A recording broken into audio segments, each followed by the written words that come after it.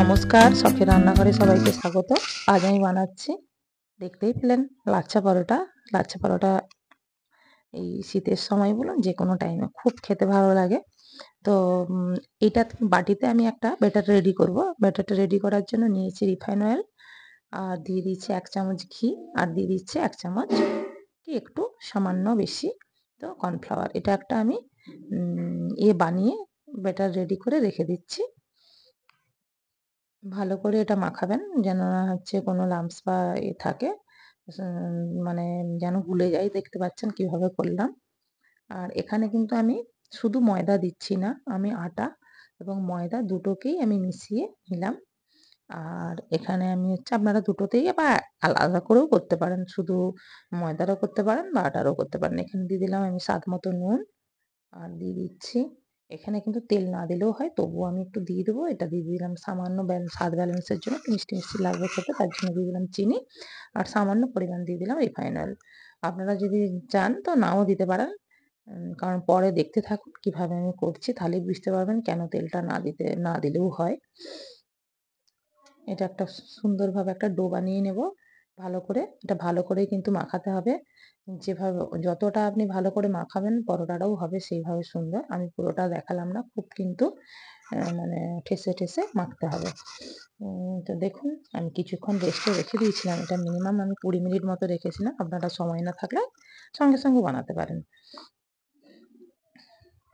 এটাকে ভালো করে আবার একটু মেখে নিলাম। আর একটা লেচি নিয়ে আমি আপনাকে দেখাচ্ছি, আমি পরপর 3টে আমি কিভাবে করছি আপনাদেরকে দেখিয়ে দিচ্ছি। এভাবে আমি চাকতিতে খুব সুন্দরভাবে চাকতি বেলনে দুটোতেই খুব ভালো করে আমি তেল ব্রাশ করে নিয়েছি। দেখুন কিভাবে আমি করছি। সুন্দরভাবে বেলাটা সুন্দরভাবে করবেন, খুব পাতলাও হবে না, আবার মোটা তো হবেই না। এই ব্যাটারটা যে রেডি করেছিলাম ব্যাটারটাই আমি দিয়ে দিলাম। এবারে হচ্ছে আমি একটা অয়েল ব্রাশ দিয়ে সুন্দরভাবে পুরোটাকে আমি চাড়িয়ে একদম মাখিয়ে নিচ্ছি। মাখানো হয়ে গেছে, এবারে এটাকে আমি ফোল্ড করে দেব। ডবল ফোল্ড করছি, একটু টিপে টিপে দেবেন, দিলে কাটতে সুবিধা হবে, যেহেতু আমরা এটা কাটবো। ছুরি দিয়ে দেখুন কিভাবে করছি। একটু কিন্তু যতটা পারবেন একটু সরু সরু করার চেষ্টা করবেন, খুব চওড়া কিন্তু করবেন না। খুব চওড়া করলে খুব একটা ভালো হবে না। দেখুন অনেকটাই আমি শুরু করেছি। এইভাবে ফুলটাকে আবার হচ্ছে নামিয়ে নিয়ে এটাকে উল্টিয়ে দেখুন কিভাবে নিলাম। নিয়ে এটাকে বেশ করে একটু টান দেবেন, কারণ ময়দা আটা যতই দেওয়া থাক তবু একটা থাকে, যেমন মানে কি বলবো ছোট ভাব হয়ে যায় বেলতে গেলে। তো সেইটা টেনে নিয়ে একটু এইভাবে কিভাবে ফোল্ড করলাম আপনারা দেখতে পেলেন। তো এবারে এটাকে হালকা হাতে বেলতে হবে, বেলাটা কিন্তু খুব চাপ দিয়ে নয়। এবারে একটা আমি ফ্রাইং প্যানে এটাকে আমি পরোটাটাকে দিয়ে দিলাম। এগুলো কিন্তু টিফিন, বাচ্চাদের টিফিন বলুন, বড়দের টিফিন তাতেও দিতে পারেন। আবার রাত্রের ডিনারেও হবে, আবার সকালবেলায় কিন্তু টিফিনেও খাওয়া যাবে। খুব যে বেশি খুব তেল দিয়ে তা কিন্তু না, তবে আপনারা কিন্তু অবশ্যই ওই ট্রিক্সটা ফলো করবেন। সেটা হচ্ছে ওই যে ব্যাটারটা রেডি করেছি ওইটা কিন্তু আবশ্যক, এটা কিন্তু দেবেন। সবাই দেয় কিনা জানি না। দেখুন কথা বলতে বলতে কিন্তু সুন্দরভাবে ভাজা হয়ে গেছে, আমি তুলে নিলাম। আরও একটা আমি বেলে কিভাবে কাটছি আমি দেখিয়ে দিচ্ছি। আমি পরপর 3টে করছি রেডি, তো আপনারা দেখতে থাকুন কিভাবে বানাচ্ছি। এটাকে সুন্দর করে অয়েল ব্রাশ করে নেব। ওই ব্যাটারটা কিন্তু অবশ্যই আপনারা দেবেন, ঘিও দেবেন, সাদা তেলও দেবেন, আর কর্নফ্লাওয়ার দেবেন। সুন্দরভাবে একটা ব্যাটার তৈরি করে আপনারা এটা বানাবেন, দেখবেন কতটা সুস্বাদু হয়। নর্মালি যেভাবে আপনারা করেন সেইটা আর এইটার মধ্যে অনেকটাই ডিফারেন্স। আপনারা আমি ছিঁড়ে দেখাবো কিভাবে এটা কতটা মানে খেতে মানে ভালো হয়। আপনারা অবশ্যই এইভাবে একবার ট্রাই করবেন, তাহলেই বুঝতে পারবেন যে প্রসেসটা কতটা ইজি এবং কতটা হচ্ছে মানে জাস্ট লাচ্ছা পরোটার নাম, তো কতটা পারফেক্ট নামকরণটা। তো দেখুন কথা বলতে বলতে কাটা হয়ে গেল, ফোল্ডও করলাম, কেটেও দিলাম।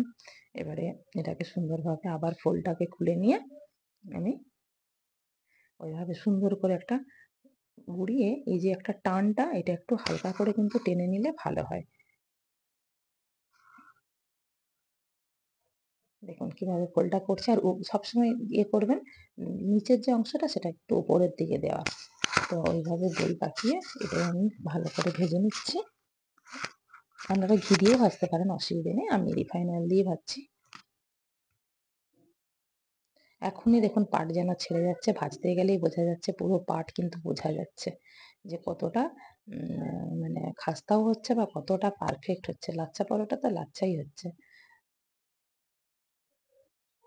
এটাকে ভালো করে হাই হিটে না করে মিডিয়াম হিটে করবেন, তাহলে মানে ভেতর থেকে খুব সুন্দরভাবে এটা কিন্তু ভাজা যাবে।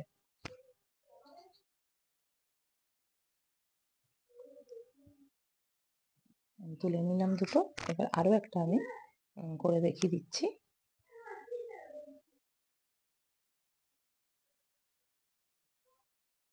আপনাদের মানে এতটাই ইজি প্রসেস এটা, যেটা করতে কারোরই ঝামেলা হবে না। আ অবশ্যই এটা একটু এইটুকু একটু ধৈর্য ধরে একটু কাটতে হবে। আর কিছুই না। একটু মানে আপনারা হালকা হাতে করবেন। খুব বেশি মানে জোরেও করা যাবে না। তাহলে একসঙ্গে কিন্তু জড়িয়ে যাবে। যেহেতু ময়ান দেওয়া আছে ভালোভাবে, তো এটা একটু দেখে শুনে করবেন। আর যখন তুলবেন এইভাবেই কিন্তু একটু ধৈর্য ধরে তুলবেন, নাহলে কিন্তু এটা প্রত্যেকটা ইয়েই কিন্তু ছিঁড়ে যেতে পারে। এইভাবে দিয়ে এই যে একটা টান, তো এইভাবে একটু টেনে করবেন। দেখবেন কত সুন্দর হচ্ছে।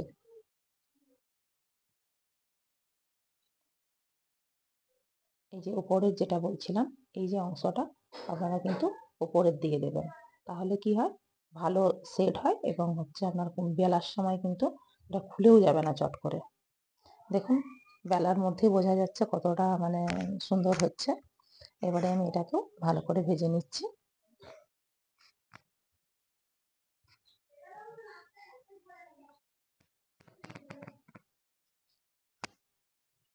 এটা আপনারা যেকোনো তরকারি দিয়েই খেতে পারেন। যেমন ধরুন আপনার হচ্ছে পনিরের তরকারি হোক, ঘুগনি হোক, ফুলকপি রোস্ট হোক, যা কিছু দিয়েই খাওয়া যাবে, অসুবিধে নেই। আবার আপনারা শুধুও খেতে পারবেন।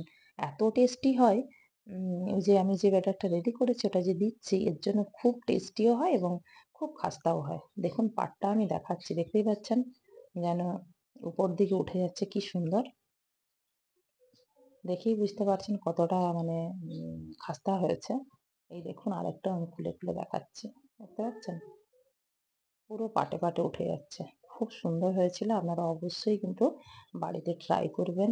এভাবে বানিয়ে খাবেন। ভালো লাগলে অবশ্যই লাইক, কমেন্ট ও শেয়ার করবেন। নমস্কার।